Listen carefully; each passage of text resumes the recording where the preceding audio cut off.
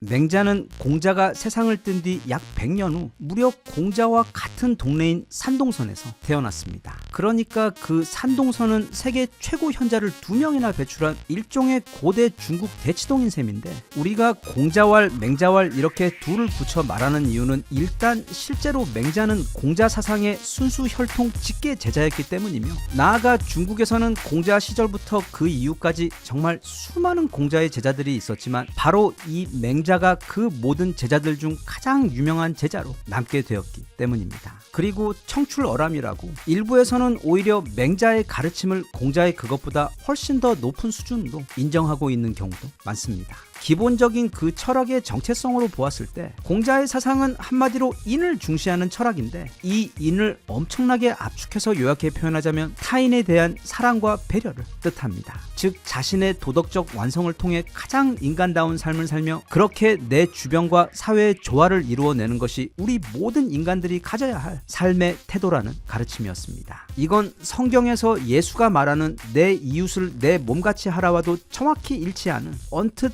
매우 단순해 보이지만 세상에서 가장 소중한 가르침 중 하나입니다. 맹자는 이것을 좀 더 구체화시키고 발전시켰습니다. 바로 여기다가 의의 정신을 추가한 것인데, 이건 공자의 인 정신에서 한 발자국 더 나아가 단지 이웃에 대한 따뜻한 마음뿐만이 아닌 옳고 공정한 것을 위한, 그러니까 의로운 것에 대해 적극적으로 행동할 수 있어야 한다고 주장한 것입니다. 그리고 여기에는 적절한 교육을 통해 무엇이 옳은 것인지를 판별하는 머리와 또 그 옳은 것을 위해 기꺼이 행동할 수 있는 용기의 가슴이 반드시 존재한다고 가르쳤습니다. 즉 뒤의 내용을 보면 알 수 있겠지만 공자의 경우 살짝 이론에 좀 중시한 철학인 반면, 맹자의 경우 그것보다는 좀 공격적인 타입으로 어찌 보면 보다 적극적인 행동이 요구되는 요즘 세상에서 더 실용적인 철학을 주장한 여전히 따스하지만 동시에 단호한 행동파 철학자였고, 공자의 논어보다 맹자는 그 분량이 무려 3배나 많을 정도로 질뿐 아니라 그 양에 있어서도 엄청난 사상가였습니다. 가장 대표적으로 그런 공자와 맹자의 철학 차이를 보여주는 게 바로 왕을 대하는 태도입니다. 다들 알다시피 공자는 물론 참 대단한 분이긴 한데 좀 민망할 정도로 평생 자리에 상당히 연연하던 분이셨습니다. 또 그렇다 보니 왕들에게 지나치게 굴종적인 자세로 철학을 펼친 바가 없지 않은데, 그래서 그는 만약 왕에게 악행을 저지르는 등 심각한 흠이 있다고 하더라도 그걸 끊임없는 교화를 통해 개선시켜야 한다고 주장했던 반면, 맹자의 경우 만약 왕에게 그에게 요구되는 수준의 지와 덕이 부족한 경우 그때는 가차없이 그 왕을 끌어내려야 한다는, 왕이 거의 무슨 신과 동일시 되던 당시 시대상으로 보아도 엄청나게 급진적이고 위험한 주장을 펼쳤던 사람으로, 실제로 그는 제나라 선왕에 대해 만약 악행을 저지르는 군주가 있다면 그는 더 이상 왕이 아닌 그냥 한 명의 사내일 뿐이기 때문에 빨리 제거해야 한다고 주장하기도 했었습니다. 네, 맹자는 사실 엄청난 상남자였습니다. 그리고 어쩌면 그런 그가 널리 설파한 강하고 고진 철학 때문인지 공자가 죽은 뒤에는 오랫동안 중국은 여전히 혼란이 가득한 전국시대였지만,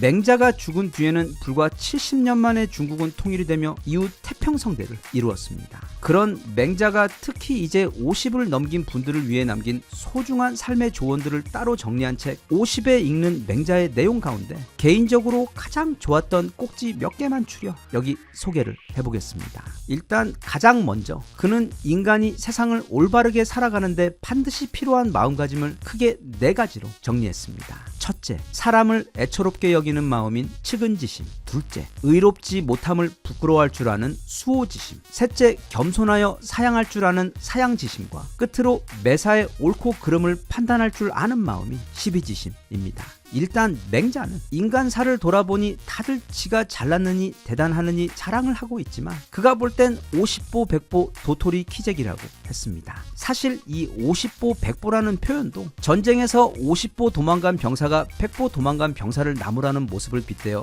맹자가 가장 먼저 한 표현입니다. 아무리 잘나봐야 또는 아무리 수십조 원을 모은 부자라도 시간이 흐르면 다들 늙게 되고 또 고작 100년도 못 살고 떠나는 것이 우리들 인생이며, 그 짧은 인생에서조차 자기 마음대로 되지 않는 것 투성인 것이 또 인간의 삶인데, 서로가 서로를 부러워하고 또는 지적하거나 아니면 무시하고 으스대면서 사는 것은 정말로 어리석고 인생 낭비라는 것이 맹자의 지적이며, 그는 또 인간의 삶이란 절대로 좋은 일만 있거나 또는 나쁜 일만 오는 경우 역시 없고 누구에게나 물론 약간의 차이는 있겠지만 일정 비율의 고통과 고난 그리고 기쁨이 오는 것이기 때문에 그렇게 남을 지적하고 남에게 신경 쓰며 살 그 시간에 자신과 자기 주변을 돌아보며 더 내실 있게 사는 것이 지혜로운 삶이라고 설명했습니다. 그리고 그는 그렇게 살아가는 데 있어 정말 중요한 게 바로 교육인데 사실상 우리 인간은 죽을 때까지 끊임없이 배워야 하며 마치 아무리 깨끗한 물이라도 고인물은 반드시 썩으며 또 아무리 비싼 컴퓨터도 주기적으로 새로운 업데이트를 해주어야 마치 검의 날을 항상 날카롭게 유지하는 것처럼 시대에 뒤처지지 않고 살아갈 수 있는데 맹자는 그렇게 하기 위해서는 단지 책을 통해서만 배우는 게 아니라 사람을 통해 배움을 찾으라고 강조합니다. 현명한 사람들에게는 당연히 배울 것이 많겠지만 사람이 어리든 늙든 또는 좋든 나쁘든 간에 우리는 그들의 모습에 우리를 비추어 반면교사하며 언제나 배울 점을 찾을 수 있다는 게 배움에 대한 맹자의 생각입니다. 그리고 맹자가 인간의 자질 중 굉장히 중요하게 생각하는 것 중 하나가 바로 부끄러움을 아는 것입니다. 그는 인간이 부끄러움을 모른다면 그건 짐승과 다름이 없다고 했습니다. 시인 윤동주 또한 서시를 통해 죽는 날까지 하루를 우러러 한 점 부끄러움이 없기를 이라며 삶의 자세를 표현했던 것처럼 부끄러움을 알고 염치의 중요성을 아는 것은 오직 인간만이 가진 유일한 능력이자 가장 높은 수준의 지성과 도덕심의 결과입니다. 내 자존심은 남이 세워주는 것이지만 그것보다 중요한 내 자존감은 내가 세우는 것입니다. 그래서 나이값을 한다는 것은 부끄러움을 안다는 뜻과도 같습니다. 예를 들어 내가 적은 월급을 받는 백화점의 초보 점원으로 일하는 것은 만약 그게 나의 최선이고 내가 내 직업에 성실할 수 있다면 정말 눈꼽만큼도 부끄러울 일이 없는 것입니다. 사람의 인생은 다들 나름의 환경과 사연이 있는 것이기에 그런 걸 부끄러워하는 것은 오히려 자신에게 신뢰를 하는 것입니다. 한편 자기가 돈이 좀 있다고 해서 백화점 가서 그런 어린 점원들에게 갑질을 하며 추태를 부리는 경우는 그야말로 부끄러움을 모르는, 다시 말해 인간의 영역보다는 아직은 짐승에 가까운 정신의 성숙도를 가진 삶의 태도로서 이 부끄러움이란 다른 사람들과의 경제적 비교 같은 것을 통해 느끼는 그런 피상적인 감정이 아닌 내가 믿고 있는 내 삶과 나 자신에 대한 소신과 철학에 비추어 내가 이 세상을 얼마나 올바르게 살고 있는가에 대한 평가에 기초한 자아 반성의 결과일 때 가장 의미가 있고 진실됩니다. 끝으로 우리에게 전해지는 맹자의 말 중 가장 유명한 사자성어가 바로 군자고궁입니다. 개인적으로 많이 힘들고 외롭고 또 무서웠을 때 이 네 마디에 기대어 힘을 얻고 그 힘든 시기를 무사히 지나온 기억이 있기 때문에 그와 같은 도움을 다른 분들께서도 꼭 받으실 수 있으면 좋겠습니다. 군자고궁이란 하늘이 장차 군자에게 큰 일을 맡기려고 할 때에는 먼저 그의 마음과 의지를 고통스럽게 만들고 그 근육과 뼈를 힘들게 하며 그 몸과 살가죽을 굶주리게 하고 그를 공궁하게 만든다 라는 뜻입니다. 세상의 모든 영웅은 그가 이뤄낸 대단한 성취 때문이 아닌 그들이 극복해낸 그 어려움의 크기 때문에 사람들에게 존경받고 귀감이 되는 것처럼 이 세상에 가치 있는 목표 중 그것을 이루는 과정이 쉬운 것은 결코 없기 때문에 지금 자신이 사업을 일구고 있던 아니면 어려운 시험에 합격하기 위해 몇 년째 모든 즐거움을 포기하고 공부에 매진하고 있던 어떤 습관이나 중독에서 벗어나 더 강하고 새로운 나로 태어나기 위해 매일매일 스스로와 싸우고 있던 또는 단순히 한 가정의 가장으로서 가정의 행복과 안전을 쟁취하기 위해 그 티도 안 나는 고생과 남모르는 고민거리를 안고 밤을 새며 고군분투를 하고 있던 그렇게 세상의 모든 가치가 있는 일들 그리고 그 일을 해낼 수 있는 그런 사람이 되는 과정에는 반드시 먼저 그 정신의 체력을 기르도록 하기 위해 당장 모든 걸 포기하고 싶을 만큼 너무도 힘든 시간들이 필연적으로 선행된다는 뜻입니다. 그렇게 생각하면 이 세상에 버려지는 시간 또는 버려지는 노력이란 없는 것입니다. 상을 타지 못했고 시험에 합격하지 못했으며 사업이 실패했을지언정 그걸 이루기 위해 최선을 다해 정직하게 노력을 쏟았다면 그 모든 시간과 노력은 반드시 다른 형태로 더 큰 선물로 내게 돌아올 것이라는 뜻이기 때문입니다. 여러모로 힘든 시기입니다. 모두들 이 맹자 선생의 말씀들, 특히 군자고궁의 그 의미를 잘 새기시어 무엇보다 그 마음이 꺾이지 않도록 자신을 잘 다독이시며 머지않아 분명히 찾아올 지금보다 훨씬 더 좋은 미래를 가슴에 품고 우리 모두 묵묵히 각자의 일상에서 항상 최선을 다했으면 좋겠습니다.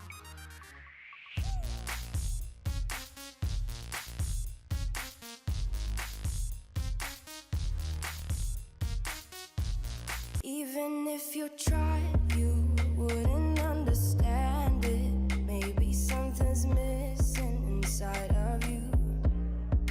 Just a bit of sugar to that horrid bitter. Maybe you taste different.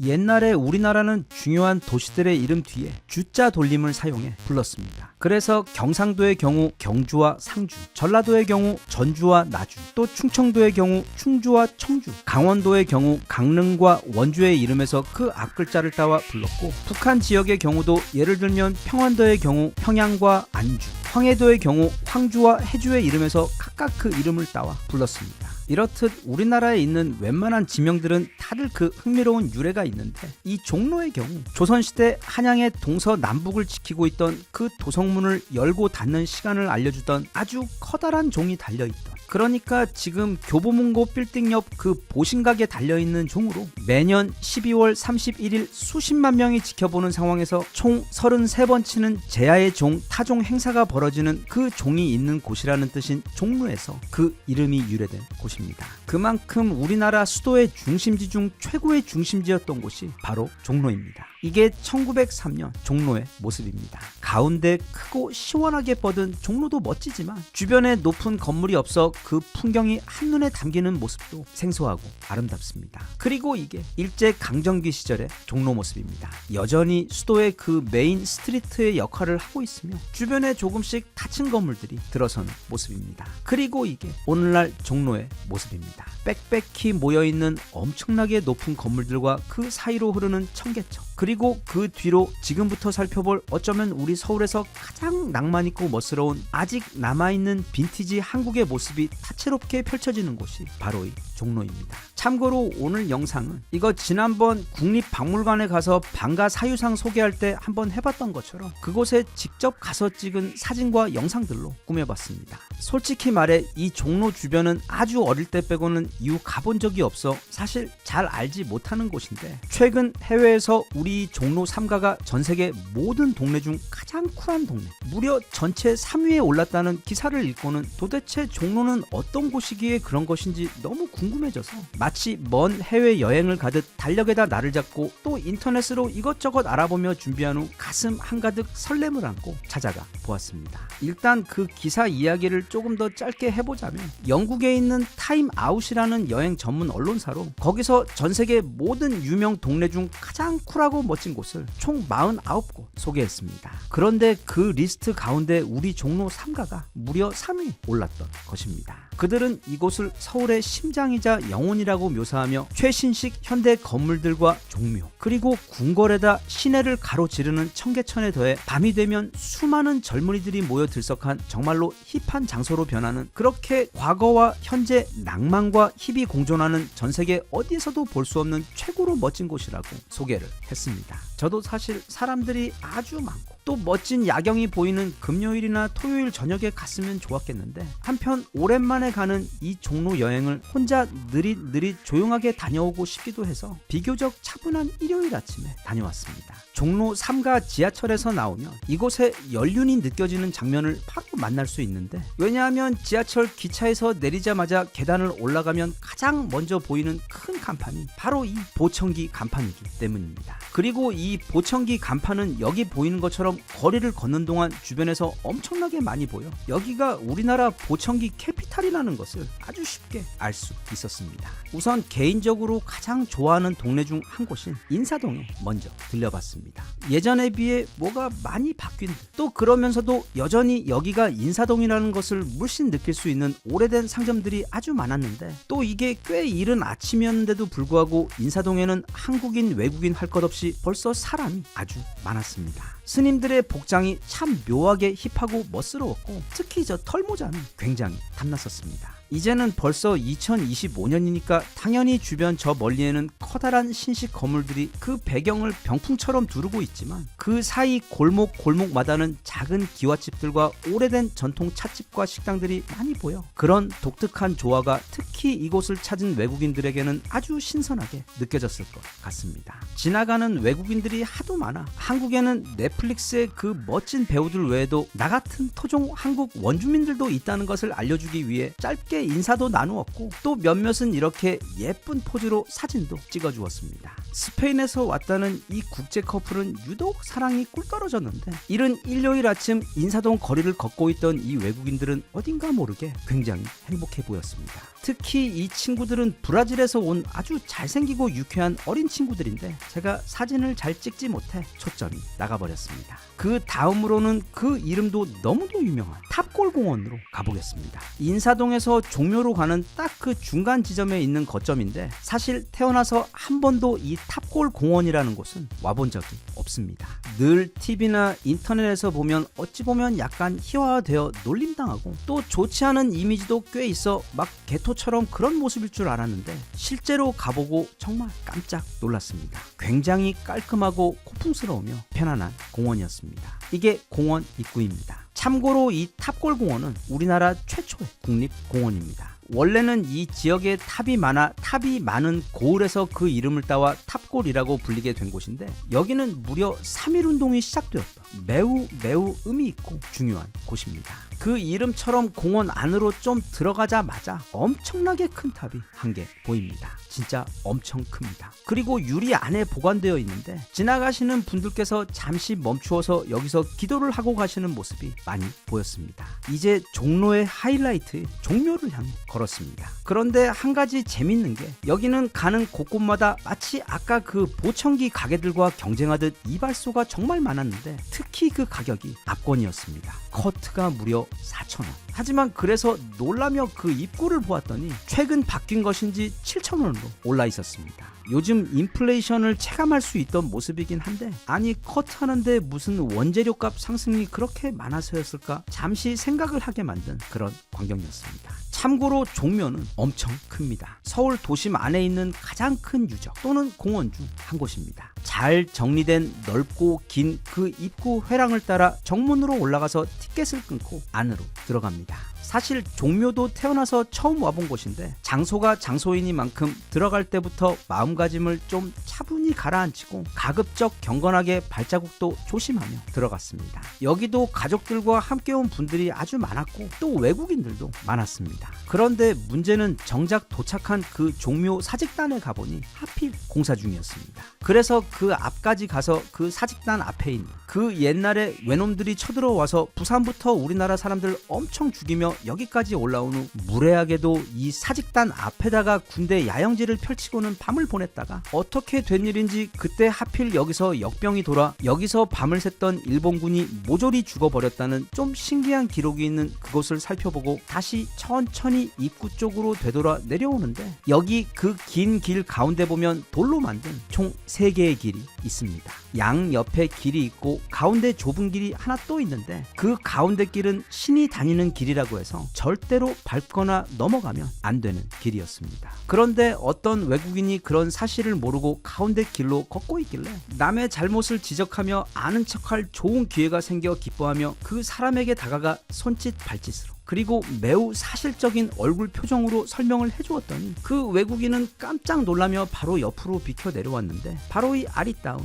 남미 아가씨였습니다. 멋진 한국에 와서 그것도 조용한 종묘까지 와서는 거기서 무려 저를 만난 것이 한편 미안하게 느껴졌습니다. 종묘를 나오면 그 종로대로 반대편에 있는 곳이 바로 그 추억의 세운상가입니다. 그 어린 소년이 용돈 모아 어렵게 가져온 소중한 돈을 받고는 이거 정말 끝내주는 거라고 하더니 집에 와서 설레는 마음에 이거 언제 나오나 무려 2시간 동안 녹화된 전원일기만 보다가 울게 만들었던 그 비디오 테이프를 웃으며 쥐어 보내주었던 남자. 그때 그 동심을 파괴한 건지 보호한 건지 헷갈리는 그 세운상가 아저씨는 지금 잘 사시는지 모르겠습니다. 종묘는 경복궁처럼 긴 돌담으로 둘러져 있습니다. 그 돌담을 따라 걷다 보면 그 영국 여행 잡지 타임아웃에서 극찬을 했던 최고로 힙한 동네인 바로 서술락길이 나옵니다. 살짝 옛날 좋았던 시절 그 초창기 삼청동 느낌이 나는 곳으로 오른쪽에 종묘 돌담을 마주보며 형성된 요즘 젊은 친구들 성지입니다. 그 기분 좋은 길을 따라 쭉 내려가다 보면 이번엔 익선동이 나옵니다. 그 서술락길처럼 요즘 인기가 엄청나게 많은 곳으로 우리 한옥의 대들보와 석가래, 그리고 멋들어진 기와 지붕 아래로 파스타집과 타코집 등 맛있는 음식점들이 넘치는 아주 멋진 곳인데, 조금 이른 일요일 오전이었는데도 사람들이 아주 많았고, 여기 서술락길과 익선동은 특히 밤에 오면 분위기가 진짜 끝내준다고 합니다. 연인분들은 나중에 한번 이쪽으로 데이트 코스를 잡아보시는 것도 좋을 것 같습니다. 그리고 익선동에서 길고 깨끗한 도로를 따라 걸어 올라가 다시 종로 3가역 쪽으로 이동하다 보면 저 멀리 그 배경에 북한산을 병풍처럼 두르고 있는 멋진 궁궐 창덕궁이 보입니다. 그래서 거기도 좀 가보려 했는데 하필 창덕궁도 지금 공사 중이었습니다. 인사동부터 종로길, 그리고 종묘 주변 서술락길과 익선동을 걷다 보니 이게 정말 오랜만에 이렇게 빡세게 걸어본 것임에도 정말 힘들고 지루한지 하나도 모를 정도로 주변에 볼거리가 너무 많아 내내 재미있고 즐거웠습니다.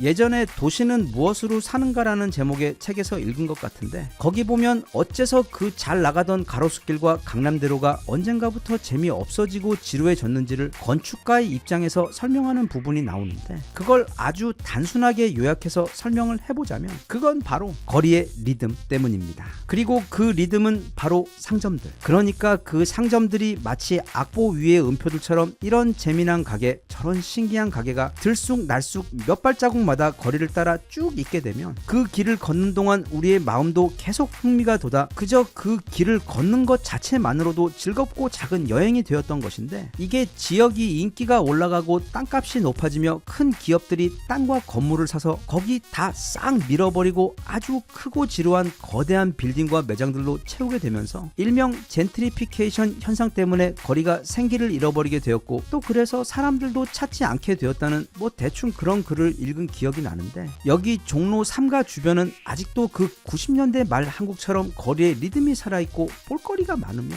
무엇보다 한국 특유 도심의 그 낭만이 넘치는 정말 멋진 곳이었습니다. 아직 그 밤의 멋진 모습은 보지 못했지만 어째서 그 영국 언론에서 이곳을 세계에서 3번째로 멋진 동네로 꼽았는지 충분히 이해가 갈 정도로 좋은 여행지였습니다. 다들 나중에 시간 되시면 지하철 타고 종로 3가역에 내려 그 주변에 넘치도록 많은 멋진 볼거리와 먹거리, 그리고 낭만적인 데이트 코스들 많이 즐기셨으면 좋겠습니다.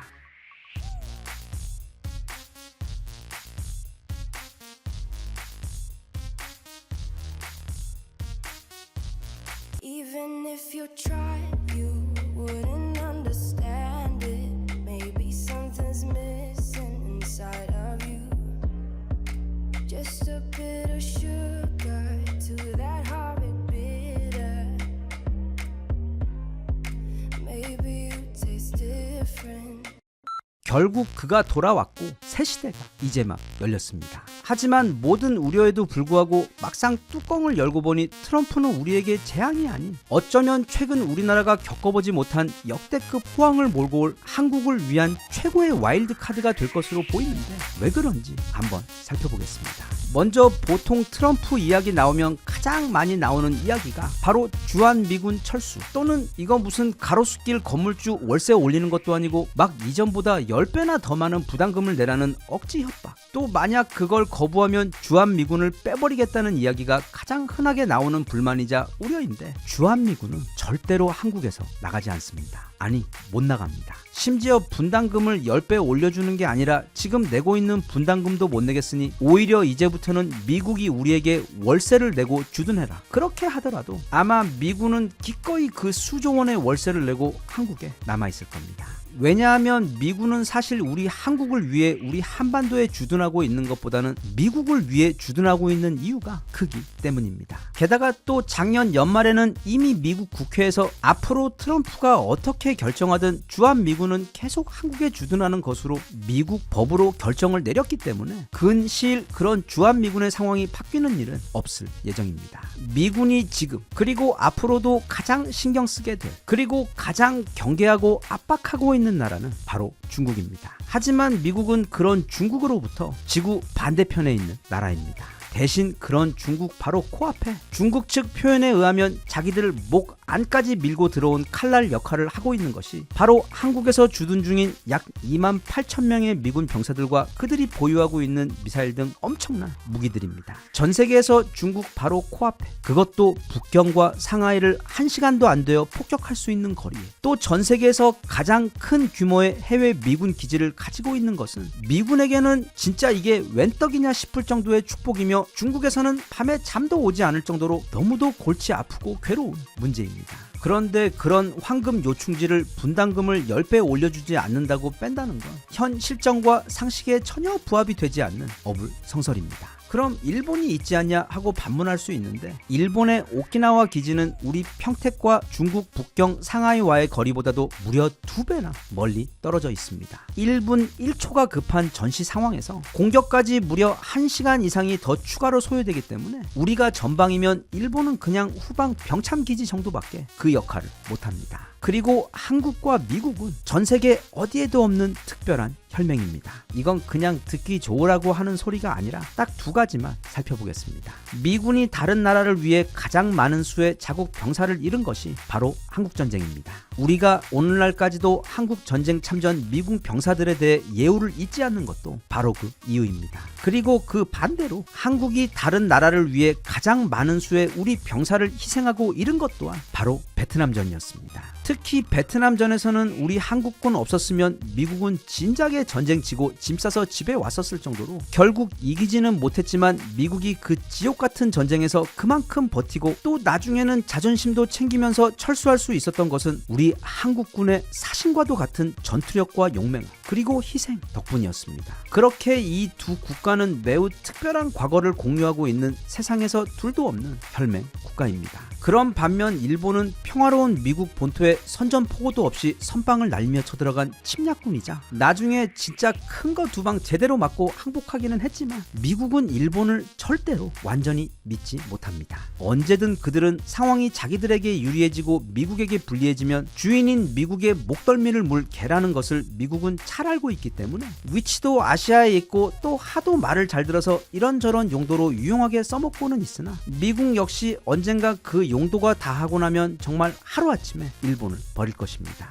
물론 선전포고 없이. 그리고 일본은 우리 한국과는 달리 지정학적으로도 또 산업적으로도 미국에게 줄 수 있는 것도 사실 그리 많지 않은 나라입니다. 한편 한국은 단지 그런 군사적인 면 외에도 미국에게 반드시 필요한 최고의 파트너 국가입니다. 지금은 바야흐로 신냉전 시대입니다. 소련은 사라졌고 이제 그 자리는 중국이 차지하여 미국의 안보와 경제 그리고 전 세계 민주주의를 위협하고 있습니다. 그렇기 때문에 트럼프가 올해부터 가장 먼저 하게 될 일은 바로 그런 중국의 허리를 꺾어버려 다시는 미국에게 위협이 되지 못하도록 하고 나아가 주변국들에게 마치 무슨 지방 조폭 보수처럼 굴며 갑질하면서 세계 질서를 흐트리는 짓을 더 이상 하지 못하도록 아주 제대로 밟아주는 것입니다. 그렇게 하는 데 있어서는 2가지 측면, 즉 군사와 경제의 방법이 있을 것인데, 군사적인 면은 일단 미국은 미국이니까 지금 살짝 해군 같은 데서 수적으로 밀리는 것처럼 보인다고 할지라도, 또는 중국이 그동안 미군 기밀 문서 훔쳐다가 만든 소위 5세대 전투기들을 만들어내고 있다고는 한들 크게 걱정될 것이 없어 자본주의의 시대답게 엄청난 수준의 경제 조치들로 중국을 조지는 방법을 우리는 곧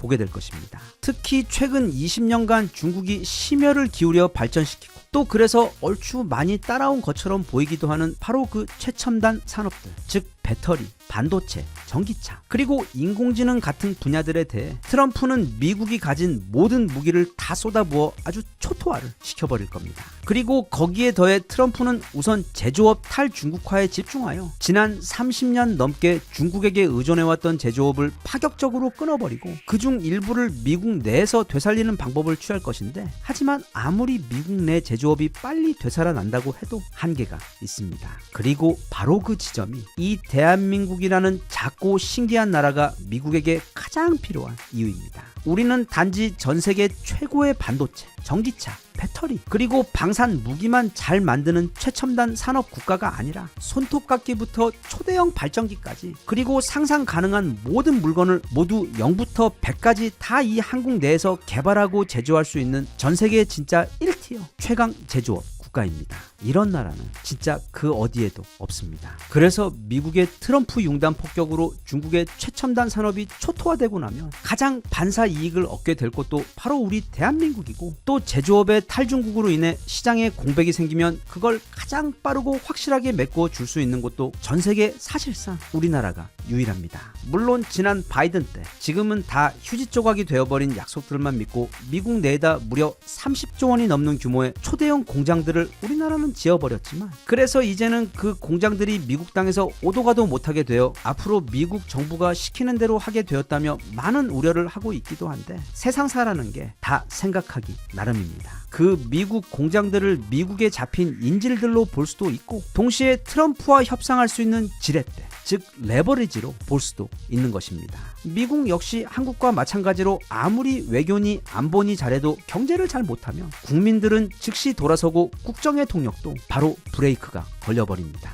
그리고 그건 특히 다른 모든 것보다 미국의 경제를 가장 우선시하고 있는 트럼프에게 있어 더더욱 사실입니다. 자기가 운전대를 맡은 다음 미국 경제가 잘 되고 일자리가 늘어나야 미국 국민들은 트럼프를 인정해주고 따를 것입니다. 그런데 미국 내 다른 산업의 성패에 직접적으로 연관이 되어 있는 우리나라 최첨단 배터리 및 반도체 공장들과 또 미국 내 여러 지역에 수십만 개의 일자리를 책임지고 있는 우리나라 자동차 공장들이 삐걱거리게 되면, 그때는 물론 우리나라 기업들도 좀 타격을 입겠지만 트럼프의 경우 모든 걸 잃을 수도 있게 됩니다. 즉 이게 이 영상 가장 앞에서 살펴본 그 주한미군의 문제나, 또는 여기 미국에 최근 지은 한국 기업들의 공장들에 대한 문제나, 그 골자는 똑같습니다. 우리도 또 트럼프도 그 누구도 완전한 갑의 위치에 있지 않습니다. 서로가 서로의 목줄을 쥐고 있으며 함께 동반자멸하거나 아니면 함께 서로 돕고 협력하며 크게 성공하거나 두 선택지밖에 없습니다. 게다가 또 우리는 그렇게 미국과 거래를 하면서도 중국과도 거래를 이어갈 수 있습니다. 중국은 곧 미국의 여러 제재 때문에 완전히 사면 초과가 되어 사실상 모든 통로가 막혀버린 상황이 될 것인데, 그런 중국에서 가장 가까우며 사실상 그들에게 필요한 모든 것을 가지고 있는 첨단 선진국인 우리 한국에게 크게 손을 벌릴 확률이 높습니다. 그래서 우리는 그런 미국과 중국 사이에서 균형을 잘 잡아가며 줄타기 외교를 함으로써 양쪽 모두에서 가장 큰 이득을 얻어내며 실리를 챙겨야 하고, 또 충분히 그렇게 할 수가 있습니다.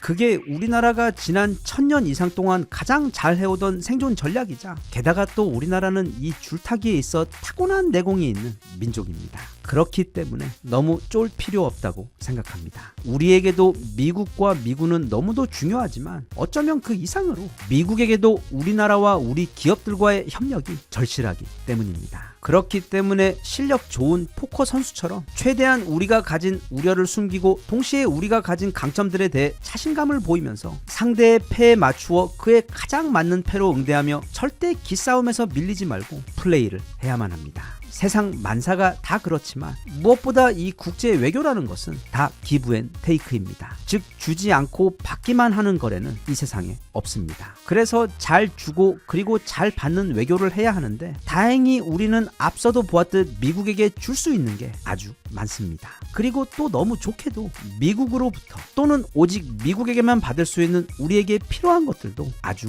많습니다. 제 아무리 트럼프라고 하더라도 절대로 테이크만을 할 수는 없습니다. 사업가인 그는 그 누구보다 이 사실을 잘 알고 있습니다. 그래서 지금처럼 너무 빼앗기는 것들에만 집중을 해서 손해를 본다고 생각할 게 아니라, 차라리 그들이 원하는 걸 어떻게 하면 더 만족스럽게 주고 대신 우리에게 필요한 것들도 더 많이 더 확실하게 받아낼 수 있을지, 그렇게 생산적인 기브 앤 테이크를 통해 전 세계 최고 혈맹인 한국과 미국이 모두 승자가 될 수 있는 현명한 태도로 앞으로의 상황을 바라보며 대처해야 한다고 생각합니다. 그리고 끝으로 어린이들이 읽는 동화에도 또 우리가 보는 영화 속에서도 보면 절대 위기 없이 기회만 오는 경우는 없습니다. 지금은 큰 위기, 그래서 그 안에서 커다란 기회가 함께 숨어서 찾아온 상황입니다. 참 우연스럽게도 지난 2017년 트럼프가 대통령이 되었을 때도 우리나라는 당시에도 탄핵 정국으로 그때 나라가 너무도 혼란스러웠습니다. 하지만 트럼프의 그 첫 번째 임기 동안 우리나라는 사실상 최고의 호황기를 보냈고 대한민국의 위상도 그 전과는 비교될 수 없을 정도로 높아졌습니다. 그런데 이번 트럼프 정권 역시 정말 우연스럽게도 우리나라가 다시 또 탄핵 정국으로 혼란스러운 이때 시작되고 있습니다. 부디 트럼프를 대하는 우리 국가 각 분야의 수장들께서 그 위기를 대비하되 그것과 함께 찾아온 기회도 함께 볼 줄 알며 무엇보다 우리나라와 우리 국민들 그리고 우리 산업에 대해 당당한 자신감을 갖고서 어쩌면 우리에게 최고의 성장과 호황을 가져다 줄 기회가 될지도 모르는 이 혼돈의 시기를 부디 현명하게 잘 헤쳐나가시기를 기대합니다.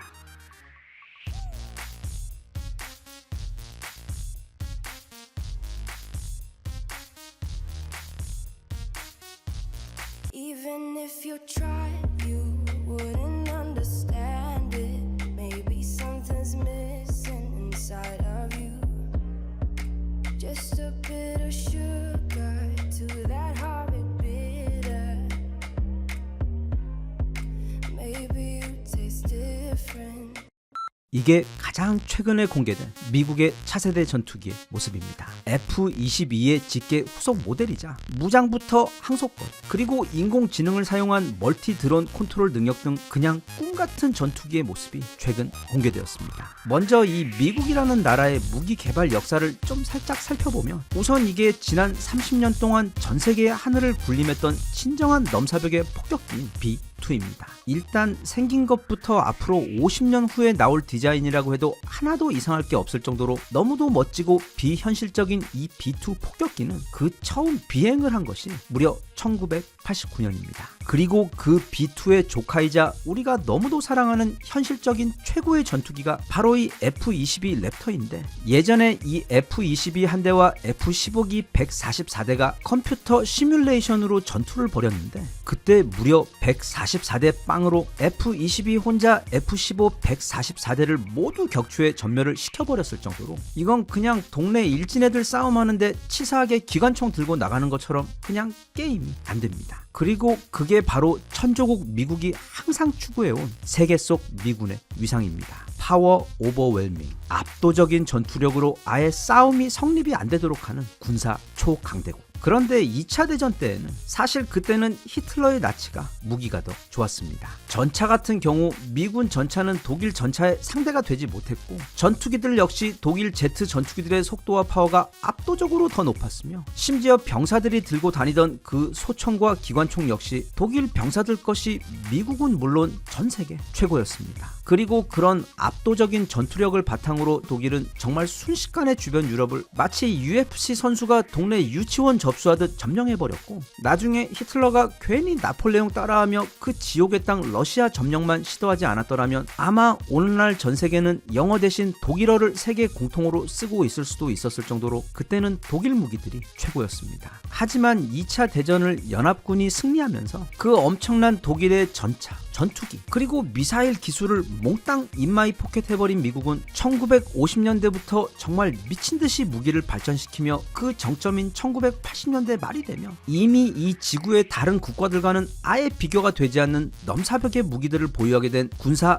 초강대국이 되어버립니다. 한 예로 앞서 본 저 B-2 스피릿도 1989년부터 처음 비행을 시작했고 F-22의 경우도 첫 비행은 우리나라가 금 모아가며 그 빚쟁이 IMF를 나라에서 내쫓고 있던 1997년이었으며 제가 개인적으로 정말 좋아하는 전투기이자 주둥이에 달린 기관총이 거의 무슨 소형차만한 상남자 전투기 A-10은 무려 1972년 하늘에서 빙빙 돌며 지상에 있는 목표물 가루로 만들어버리는 날아다니는 천공해성 C-130의 경우 1954년 미국의 자랑인 M1 전차와 지금 우크라이나에서 러시아 탱크를 때려잡고 있는 괴물 장갑차 M2 브래들리 모두 무려 1981년에 등장한 무기들입니다. 끝으로 우리가 영화에서 많이 보던 이 콜트 권총 또한 아직도 당시에는 이런 서부시대 리볼버 권총들이 대부분이었던 무려 1911년에 등장했던 말도 안 되게 미래적인 권총이었을 정도로 대략 딱 1980년대 중반쯤 되고 나면 이미 미국은 전 세계에 그 적수가 없을 정도로 마치 전국 각지에서 모인 우리 귀여운 기아 모닝 동호회 혼자 치사하게 페라리 타고 나온 경우처럼 말 그대로 천상천하 유아독존의 국가였습니다. 하지만 그 사이 막 베트남이 우리나라 축구를 이기고 중국 전기차들이 전세계 전기차 판매량 1위를 하고 있으며 한편 한국은 자기들이 만든 전차로 막 독일 최신 전차를 이기며 세계 1위 전차로 등극하고 또 자기들끼리 혼자 뚝딱뚝딱 해서 이제는 5세대 전투기까지 날려서 성공시켜버리는 등 무엇보다 남 베끼는 것 아니면 할 줄 아는 게 없는 중국이 미국의 가장 소중한 공군 무기 데이터를 훔쳐가서 미국의 최첨단 전투기를 최소한 그 겉모습은 매우 비슷하게 흉내낸 메이드 인 차이나 최첨단 전투기까지 만들고 있는 상황이기 때문에 이제 더 이상 미국도 잠자는 토끼처럼 마음 놓고 여유를 부릴 수 있을 때가 아니게 되어버렸습니다. 하지만 미국이 누굽니까? 뺨 한 대 맞으면 뺨 두 대로 돌려주는 게 아니라 집에 가서 소총 가지고 찾아가는 게 바로 미국이기 때문에 특히 지금 중국이 저렇게 미국의 화를 돋구고 있는 상황에서 미국은 참을 생각도 또 그 천조국 세계 군사력 패권 옆자리를 그들에게 내어줄 생각도 전혀 없습니다. 그들은 경쟁에서 이기는 것조차 원치 않습니다. 경쟁 자체가 아예 불가능한 수준을 계속 유지하고 싶어 합니다. 그래서 이미 작년에 전 세계를 깜짝 놀래키며 아무도 그 개발 소식을 몰랐던 B2 폭격기의 아들인 B-21 레이더를 공개하며 이미 그것만으로도 또 앞으로 최소 20년은 벌써 훅 앞서버렸는데 이제는 가장 중요한 바로 최첨단 6세대 전투기이자 미래 전장에서 국가의 무기 기술력의 기준이 되어줄 아직도 전 세계 그 적수가 없는 F-22 랩터의 후속 모델을 2030년까지 실전 배치할 계획입니다. 그런데 올해가 벌써 2025년이니까 이미 그 차세대 전투기들에 대한 공식적인 자료들이 하나둘씩 풀리고 있습니다. 우리가 6세대 전투기라고 부르는 것은 무엇보다 그 스텔스 능력이 핵심인 F-22나 F-35와 같은 5세대 전투기들의 다음 세대 버전인 차세대 전투기를 통칭해 부르는 말입니다. 미국에서는 그걸 엔가드라고 부릅니다. 차세대 공중 지배권 계획 정도로 해석이 되는데 그래서 미 정부가 요구하고 있는 지금 개발 중인 이 6세대 전투기들의 특징 중 그 핵심만 살펴보면 다음과 같습니다. 첫째, 5세대 전투기보다 더 높은 수준의 스텔스 기능. 둘째, 5세대 전투기보다 더 긴 항속거리와 더 빠른 비행 속도. 그리고 더 강력한 무장 능력. 셋째, 인공지능을 활용한 멀티 컨트롤 능력으로 주변 인공위성 데이터나 또는 아군의 군함이나 전투기에서 들어오는 데이터들을 통합하여 빠르게 처리해서 완벽하고 빠른 속도의 전투 판단이 가능토록 한 시스템. 넷째, 주변에 함께 작전을 수행하는 다수의 드론들을 한 명의 파일럿이 통제하여 작전을 수행할 수 있는 능력. 그리고 마지막으로 인간 파일럿이 직접 작동하거나 또는 무인으로 작동할 것. 이 외에도 세부적인 디테일들이 많지만 이게 6세대 전투기들의 가장 대표적인 특징들입니다. 참고로 여기 나와 있는 기능들 모두 스텔스라는 영화 보면 완전 제대로 너무 사실적으로 나옵니다. 영화 자체도 진짜 완전 재밌고 그리고 이 영화 최종 보스가 또 북한이기 때문에 혹시 이 영화 아직 안 보신 분들은 꼭 한번 보시길 추천드립니다. 일단 최근 공개된 6세대 전투기들의 몇몇 이미지들을 좀 살펴보자면 이게 바로 미군이 공개한 6세대 전투기의 모습입니다. 정확히는 이건 미국의 그 6세대 전투기 계획 중 미 공군에서 개발 중인 전투기의 모습인데 거의 최종 디자인이 공개된 것으로 알려져 있는 모습입니다. 그냥 보고만 있어도 배가 부를 정도로 너무너무 멋있습니다. 참 사람 눈이라는 게 너무 간사한 게 이거 보다가 갑자기 F-22 랩터 보면 이제 막 신차 나온 뒤에 구형 모델차 보는 것처럼 뭐가 굉장히 옛날 디자인 보는 것 같이 그렇습니다. 이게 보잉에서 개발하고 있는 해군의 버전입니다. 처음에는 이런 모양이었는데 최근 들어 이 모양으로 거의 디자인이 최종 결정된 것으로 보입니다. 이전과는 다르게 이렇게 공군과 해군을 구분하여 개발되고 있는 이유는 지난번 F-35 개발하면서 공군과 해군이 똑같이 개발한 후 그 옵션만 달리해서 구분해 사용하려고 했더니 이게 생각보다 개발 시간도 많이 걸리고 또 비용 효율도 기대만큼 크지 않아서 그래서 이번에는 아예 공군과 해군이 따로따로 각자의 6세대 전투기를 개발하기로 결정했기 때문에 둘의 모습이 다릅니다. 참고로 그래도 전투기는 공군에서 만드는 게 해군보다 더 낫겠지 하고 생각하시는 분들도 계실 것 같은데, 현재 전세계 공군 능력 1위는 바로 미국 공군이며 전세계 2위는 바로 미국 해군입니다. 미국 해군은 그 항공모함에 실려있는 최신형 전투기만 2000대가 넘을 정도로 그냥 배 몇 척 가지고 있는 또 하나의 미 공군이지 절대 그냥 단순한 해군이 아닙니다. 미국에서 이렇게 또 한 번 저 멀리 앞서 나가기 위해 바쁘게 움직이고 있다 보니 다른 나라들도 자기 나름대로 무언가를 하고 있기는 한데, 참고로 이게 일본과 다른 여러 나라들에서 합동으로 개발하고 있는 6세대 전투기입니다. 이거 누가 6세대 전투기라고 말해주지 않으면 절대로 알 수 없을 정도로 앞서 본 미군 전투기들에 비해 두어 세대는 옛날 전투기로 보이는데, 일본도 대략 한 20년 전부터 자기들만의 6세대 전투기를 독자 개발하느니 뭐니 한참 시끄럽다가 6세대는커녕 5세대도 아직 못 만들었고 4.5세대 전투기조차 만들지 못해 결국 이렇게 다른 나라들의 도움을 받아 공동 개발하고 있는 상황입니다. 그런 것 보면 정말 우리 KF-21 보라매의 개발, 그리고 그걸 단번에 성공해버린 그게 진짜 얼마나 대단한 건지 알 수 있습니다. 그리고 이게 중국이 가장 최근 공개한 차세대 스텔스기입니다. 일단 그 겉모습은 얼추 스텔스기 모습을 하고는 있지만, 다들 알다시피 중국 스텔스기의 가장 큰 특징은 아주 잘 보인다는 점입니다. 오직 그들의 눈과 레이더에서만 보이지 않을 뿐이기 때문에 크게 문제는 없지만, 이 러시아의 스텔스기는 이야기가 다릅니다. 이게 아주 옛날부터 돌았던 차세대 러시아 스텔스기 디자인입니다. 뭐가 미국 것에도 견줄 수 있을 정도로 정말 멋있습니다. 그리고 이게 최근 좀 더 구체적으로 나온 디자인입니다. 어떻게 보면 미군의 스텔스기와도 비슷한 모양, 그리고 영화 탑건에 나왔던 그 SR-72 극초음속기와도 아주 비슷하게 생겨 아마 거의 이대로 나올 것 같은데, 그래서 기술력도 그렇고 또 디자인도 그렇고 2030년 즈음 미국과 유일하게 견줄 수 있는 차세대 스텔스기가 되리라 생각되는 모델입니다. 세상이 너무 빨리 변하고 있습니다. 눈만 뜨면 뭐가 또 새로 나와 있고, 또 어제의 것이 완전히 구식이 되어버리면서 스마트폰도, 차도, 그리고 세상의 모든 것들이 속도가 너무 빨라져 따라가기가 너무 힘이 들 정도입니다. 그래서 우리 같은 개인들이야 뭐, 저도 그렇지만 그냥 5년 전 산 핸드폰 아직 잘 쓰고 있고, 옷도 10년도 더 넘게 샀던 것들 지금도 잘 입고 있는데다, 또 차도 8년 전 구입한 것 지금도 너무 잘 굴러가기 때문에 굳이 요즘 나오는 그 새 것들 신경 쓸 필요 없이 그냥 자기 페이스대로 편하게 살면 되는데, 이 무기의 경우 반도체나 인공지능 기술처럼 한번 밀려버리면 모든 게 끝이기 때문에 절대 그럴 수가 없는 너무도 중차대한 분야입니다.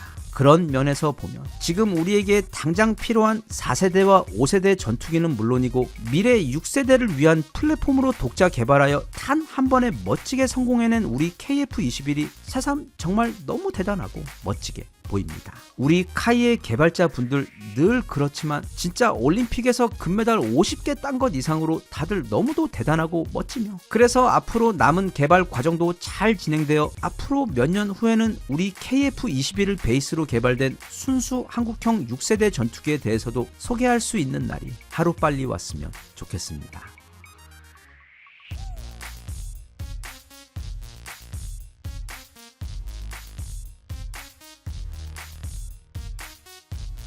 Even if you tried, you wouldn't understand it. Maybe something's missing inside of you. Just a bit of sugar to that horrid bitter. Maybe you taste different. 며칠 전 세상이 발칵 뒤집혔습니다. 인공지능 때문인데, 안 그래도 지금 전 세계가 다들 미친듯이 경쟁 중인 이 인공지능 호수 안에서 생각지도 못한 엄청난 메기 한 마리가 등장했기 때문입니다. 먼저 1월 20일 취임한 트럼프는 바로 그 다음날 스타게이트 프로젝트라는 것을 발표합니다. 쉽게 말해 앞으로 약 5천억 달러, 우리 돈으로는 대략 800조 원에 달하는 돈을 5년 동안 쏟아부어 전 세계 인공지능 경쟁에서 미국이 초격차 수준으로 앞서 나가도록 만들겠다는 선언이었습니다. 참고로 이 800조 원이라는 돈은 무려 B2 폭격기 400대를 살 수 있는 돈, 또는 우리 K2 전차 4만 대를 살 수 있는 천문학적인 액수로, 그리고 작년 이 분야 우리나라 최전선 파이터인 네이버가 진짜 영끌해서 투자한 것이 딱 1조 원이었던 것을 생각해보면 그냥 말도 안 되게 많은 아주 무시무시한 액수입니다. 미국이 실제로 이 스타게이트 프로젝트를 풀 가동하면 나머지는 사실상 다 죽습니다. 왜냐하면 구글이나 오픈 AI 그리고 메타 등 이미 전 세계 최강 인공지능 회사들이 모두 미국에 있는 상황에서, 그러니까 안 그래도 전교 1등 하고 있는 애한테 대치동 최고 1타 과외 선생님을 1대1로 과목별로 붙여주어 그래서 2등과의 격차를 아예 따라잡을 수 없는 초격차 수준까지 벌려버리고, 앞으로 30년 동안 지난 30년 동안 미국의 테크 회사들이 누려온 것과 같은 압도적 독점 지위를 이 인공지능 시대에도 미국이 누리겠다는 의도가 담긴 것이 바로 이 스타게이트 프로젝트이기 때문입니다. 그래서 거의 확실하게 앞으로는 미국만 살고 나머지는 다 죽게 됩니다. 그러니까 꼭 죽는다기보다는 미국의 하청 국가 수준으로 떨어지게 되어 지금 구글이 그리고 유튜브가 전 세계 검색과 동영상 플랫폼 서비스를 사실상 완전히 독점하고 있고, 또 아마존이 미국은 물론 전 세계 온라인 시장을 장악하고 있으며 메타와 메타의 인스타그램 그리고 엑소와 같은 미국의 SNS 플랫폼들이 전 세계를 완벽하게 장악하고 있는 상황을 다음 단계인 인공지능의 시대에서도 이어가겠다는 의도입니다. 참고로 우리나라는 그런 상황에서도 네이버로 검색을 하고 또 아마존 대신 쿠팡으로 온라인 구매를 하는 등 이 지구에서 그 무시무시한 미국 플랫폼 대신 자국의 플랫폼을 쓰는 사실상 거의 유일한 이상한 국가입니다. 아무튼 미국이 이런 엄청난 발표를 하고 난 지 대략 일주일도 지나지 않아, 그러니까 바로 며칠 전 저녁에 세상이 발칵 뒤집어져 버렸습니다. 왜냐하면 중국에서 갑자기 새로운 인공지능을 발표했는데 그게 현존 전 세계 최강 인공지능인 챗 GPT보다도 성능이 뛰어났기 때문인 것도 그렇지만, 이전 개발비까지 포함해서 지금까지 좋기 10조 원에 가까운 말도 안 되는 돈을 쏟아부은 그 챗 GPT에 비해 이 중국 인공지능은 개발 기간 불과 2년 만에 고작 600만 불, 우리 돈 약 85억 원을 투자해서 만든 것이기 때문입니다. 그 중국 회사의 이름은 딥식입니다. 제 후배 중에도 대식이라는 놈이 있기는 한데, 아무튼 이 딥식이 그저께 발표되자마자 엔비디아를 비롯한 미국의 주요 인공지능 테크 회사들의 주가가 말 그대로 폭락을 해버렸습니다. 엔비디아의 경우 이틀 동안 총 880조 원에 달하는 시가총액이 사라져 버렸습니다. 물론 중국의 화장실에는 문이 없고 자주포는 춤을 추며 또 자존심이 없어 타국 물건의 디자인이나 브랜드들을, 심지어 전통 문화까지도 다 베끼기 때문에 어딜 가나 무시를 당하고 웃음거리가 되고 있기는 하지만, 그런 중국이 정말 잘하는 것도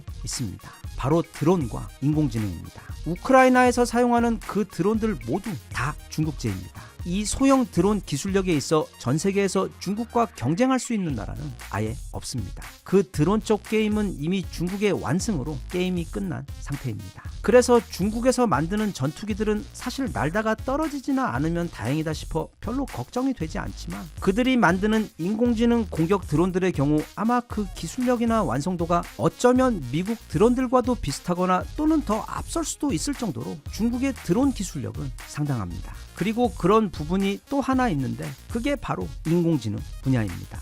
2024년 기준 중국에서는 미국보다 더 많은 수의 인공지능 관련 논문을 발표한 상태이고, 그 연구소의 숫자도 더 많은 데다 아직까지는 서로 막 드러내놓고 비교를 하지 않기 때문에 수치적인 우열은 가릴 수가 없는 상태이긴 하지만, 중국의 인공지능 기술력은 그들의 춤추는 자주포나 모두에게 다 보이는 스텔스기 또는 소금에 절인 샐러드 같은 가짜 김치의 경우처럼 절대로 그냥 웃어 넘길 수 없는 매우 강력한 실력을 보유하고 있습니다. 그런데 중국이 이렇게 인공지능 기술에 앞서게 된 이유는 따로 있는데, 왜냐하면 중국은 전 세계에서도 가장 많은 수의 CCTV를 나라 곳곳에다 설치를 해놓고 실시간으로 전 국민을 감시하고 있으며, 또 그 국민들을 대상으로 안면 인식 등 인공지능을 활용한 다양한 기술들을 사실상 인권이나 사생활 침해 걱정 없이 마음껏 테스트하고 활용할 수 있기 때문에 이 인공지능 관련 기술이 비약적으로 발전할 수밖에 없는 사회 구조를 가지고 있습니다. 그렇기 때문에 이번에 이 딥식 인공지능 기술이 굉장히 빨리 개발에 성공한 것도, 또 그 성능이 지금 미국 테크 산업 전체가 당황할 정도로 뛰어난 것도 사실 그리 놀라운 것이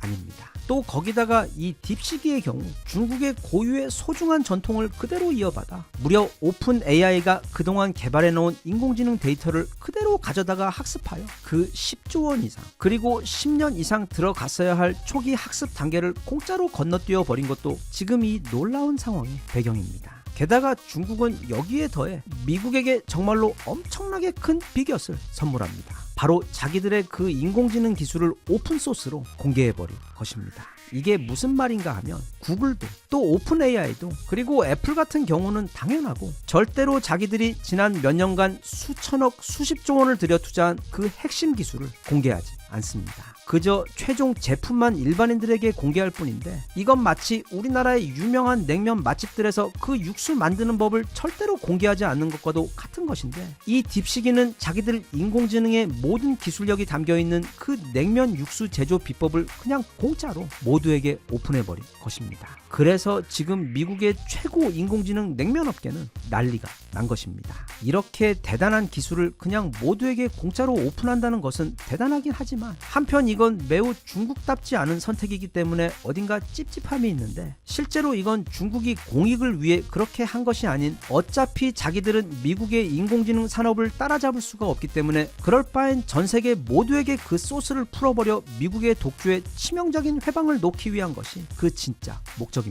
아무튼 현재 상황이 이렇게 돼서 그 딥시기의 등장으로 인해 앞으로 미국의 그 스타게이트 프로젝트의 성과도 불확실해졌고, 또 그래서 전 세계 인공지능 시장의 향방 또한 한치 앞을 내다볼 수 없는 지금 그렇게 엄청난 혼돈의 상황이 시작되어 버린 상황입니다. 이런 상황에서 오늘날 구글을 만든 세계 최고의 멘토이자 전 구글 CEO 에릭 슈미트가 얼마 전 인터뷰에서 했다가 크게 문제가 되었던 발언을 함께 들어볼까 합니다. 그는 챗 GPT가 크게 성공하며 전 세계적으로 인공지능에 대한 기대감이 폭발하던 그때 곧 다가올 인공지능 미래 시대에 대해 이렇게 전망했습니다. 첫째, 근미래 인공지능 시대는 승자 독식의 시대가 될 것이며 결국 한 나라가 모든 패권을 쥐게 될 것이다. 그 승자의 지위를 가지게 될 가능성이 있는 나라는 현재 미국과 중국밖에 없다. 둘째, 샘 알트만이 앞으로 챗 GPT 개발에 1000억 달러가 필요하다고 했는데 그건 거짓말이다. 최소 3000억 달러가 필요하다. 인공지능 개발은 결국에는 돈 싸움이며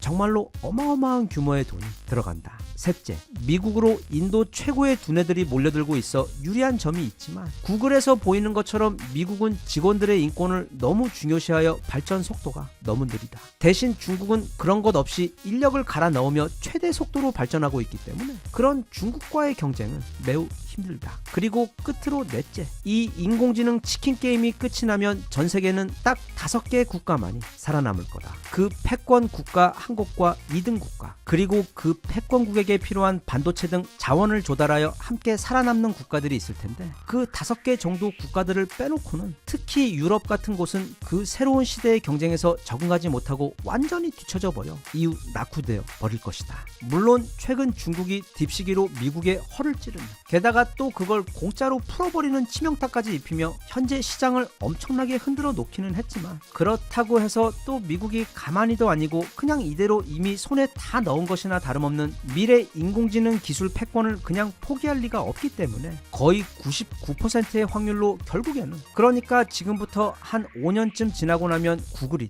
아니면 오픈 AI든 미국에서 개발한 압도적인 성능의 인공지능이 지금 구글이 그렇듯 전 세계 모든 인공지능 관련 시장을 평정해버릴 것인데, 그때 마치 빨판 상어처럼 그런 미국 산업의 배 밑에 착 하고 달라붙어 대만과 한국은 거기에 꼭 필요한 반도체를 대면서 미국만큼은 아니지만 마치 맥도날드에 빵을 대는 회사처럼, 아니면 군대에 화장지를 대는 회사처럼 그 성공에 적지 않은 부분을 계속 나누어 먹으며 다가오는 새로운 인공지능 시대에서도 살아남고 성장하게 될 것입니다. 네, 미국의 오픈 AI의 인공지능이 이기던 아니면 중국 딥시기 이기든 어쨌든 인공지능 개발에는 어마어마한 규모의 반도체가 반드시 필요하고 또 그래서 엔비디아와 TSMC 그리고 우리나라의 SK 하이닉스와 삼성전자는 철밥통도 거의 무슨 비브라늄으로 만든 철밥통 수준으로 우리나라 반도체 회사들은 무조건 살아남을 수밖에 없습니다. 그래서 에릭 슈미트는 그 인터뷰에서 그렇게 함께 살아남아 성공하게 될 국가들을 언급하며 콕 집어 대만과 한국을 말하긴 했는데 대신 대만의 경우 지금은 반도체를 잘 만들긴 하지만 국가 전체로 보았을 때는 나라의 소프트웨어가 매우 허약한 곳이라며 지적한 반면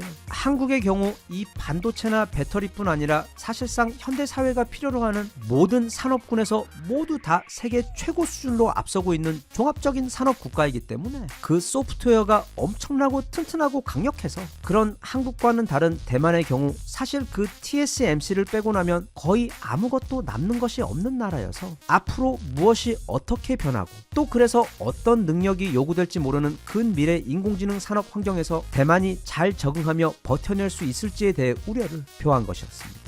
최근 계속 이야기하고 있지만 지금은 국제적으로도 또 국내 상황에 있어서도 그야말로 극한의 혼란 시대입니다. 앞으로 6개월 후 또는 1년 후 우리 주변의 세상이 어떻게 바뀌어 있을지 지금 감히 전망하는 것조차 어려울 정도로 그 불확실성이 어느 때보다도 높은 시기인데 그런 만큼 우리가 생각지도 못했던 수준의 엄청난 기회 또한 바로 우리 코앞에 와 있다고 생각합니다. 영웅은 난세에 난다고 눈앞의 위기 속에 숨어있는 그 커다란 기회를 찾아 지금 거세게 소용돌이치며 빠르게 변화하고 있는 그 세계 및 산업 정세에 발빠르게 대응하고 적응해서 에릭 슈미트 아저씨의 전망처럼 우리나라가 근미래에 살아남는 그 5개 국가 중 한 곳이 될 뿐 아니라 그건 당연한 거고 이왕 그렇게 될 것 아예 미국 다음으로 세계 2위 국가가 되어 바야흐로 대한민국의 G2 시대를 여는 것을 목표로 삼아 우리 모두 이번에도 똘똘 뭉쳐 그 멋진 꿈 그리고 충분히 가능한 미래 우리 손으로 한 번 더 꼭 이뤄냈으면 좋겠습니다.